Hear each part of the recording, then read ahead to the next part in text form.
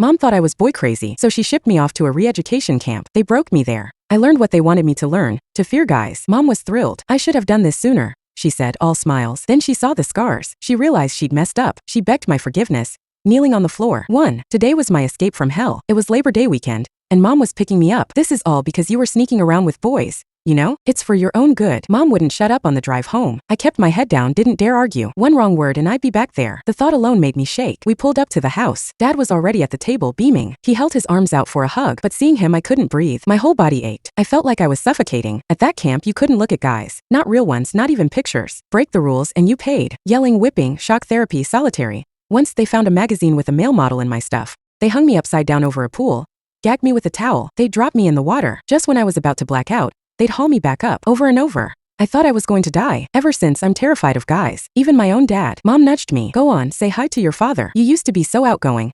Now you're just pathetic. Her voice dripped with disappointment. I froze, then shuffled inside. I forced a smile, sat down, and started shoveling food. I wanted to show her I loved her cooking, but I forgot about my stomach. They'd pumped me full of dirty water at the camp. Now I have ulcers. They didn't want Mom and Dad to find out, so they secretly took me to the hospital and cut out half my stomach. I barely swallowed a few bites before the pain kicked in, but I kept going. I didn't want to upset Mom. Finally, I couldn't take it. I pushed away from the table, ran to the trash can, and started throwing up. Mom exploded. I made a whole feast, and you're acting like it's poison? I should send you back for some more adjustments. 2. I panicked. I didn't even wipe my mouth before dropping to my knees. Mom, I'm sorry. I'll do whatever you want.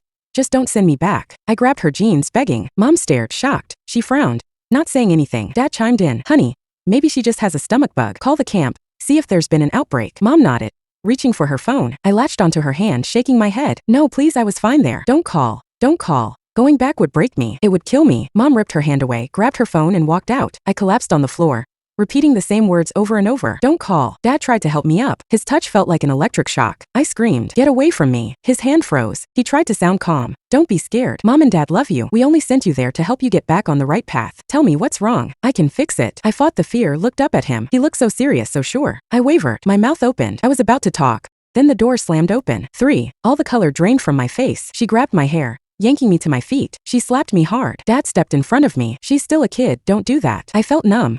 After what I'd been through at that camp, Mom's little slap was nothing. You think you're so smart, she yelled. They said you weren't eating, that you were sneaking junk food, and they said you have a boyfriend. Boyfriend. I started to shake. Mom dropped the words that made me feel like I was drowning. If you don't break up with him, I'm sending you back. Dad looked disappointed. Honey, how could you do this? I turned to Dad. I felt a wave of suffocation rising from my chest, spreading through my body. I had almost trusted him. My lips trembled. I tried to explain, but the words wouldn't come. Mom, please, there's nothing going on. I'll do whatever you say. Just don't send me back. I knelt, looking up at her with tears streaming down my face. She stared down at me, confused. This is the second time you've been on your knees. You never used to be like this. Where's your backbone? I lowered my head and smiled. It was a bitter smile. What's pride compared to staying alive? 4. I used to be so bubbly, so full of life. I joked around, made friends with everyone. But I ate lunch with a boy, and suddenly I was boy crazy. She sent me to that camp, said it was for my own good. She had no idea what happened to me there. At first, I tried to tell her, but she didn't believe me. She told the staff everything I said. One day they stripped me naked and burned me with a hot iron. They only stopped when I begged them,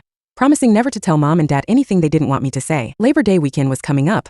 Mom finally got me out. I'd rather die than go back, so I tried to be the perfect daughter. But why was I still going back? Wasn't I obedient enough? I just couldn't take it anymore. I'd never even look at another guy. Shouldn't Mom be happy about that? Why did she have to hate that I became a coward? I stood there, not moving, letting Mom's words rain down on me like hail. I'll give you one more chance, a few days to prove yourself. If you act right, you can go back to school. Mom ended with that. I looked up, hope flickering in my chest. Could I really escape that camp? I promised. I swear I won't go near any boys. I meant it.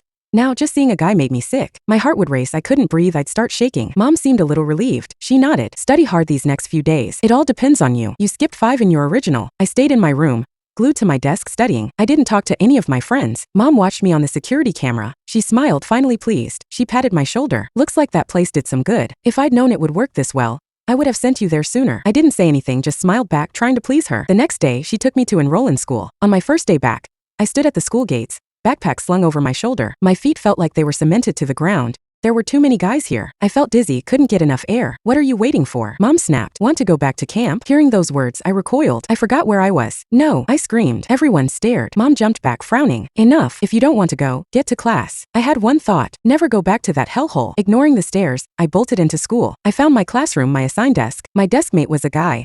I scooted as far away as I could. All day I kept my head down reading. I didn't look at any boys, didn't talk to anyone. At the end of the day, my deskmate stopped me. Hey, Do you have something against me? His voice was soft, but it still made me panic. I shook my head, pushed past him and ran. I didn't hear him calling after me. I kept my head down on the way home too.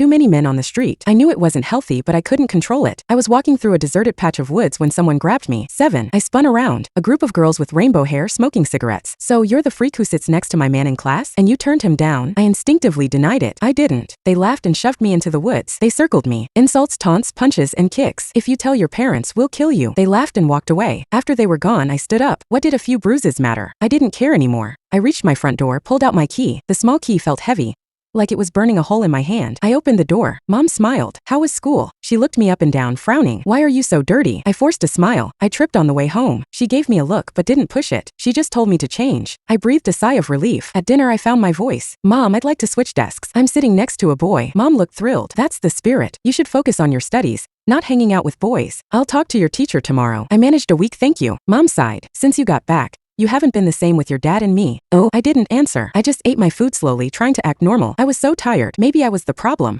Why couldn't I ever make my parents happy? I lay in bed. It was late. The lights outside went out one by one, but my brain was wide awake. I didn't want to fall asleep. Every time I closed my eyes, I saw the camp. It was always the same. So I stared at the ceiling until morning. 8. After switching desks, I went to school every day. There were still plenty of guys around and I was still on edge. I didn't talk to anyone. The other students treated me like a weirdo, avoiding me. I was okay with it. It was better than camp. One day after school, I was hurrying home when someone tapped me on the shoulder. I turned around. It was the boy I'd had lunch with. He looked happy. Long time no see. I heard you were sick. Are you better now? I stared at him, fear in my eyes, backing away. He looked startled and grabbed my arm. Are you okay? Just then Mom walked by, carrying groceries. She saw him touch me. What are you doing? She screamed. She ran over and pulled us apart. She threw her groceries at me. Eggs broke, dripping down my clothes. I felt numb.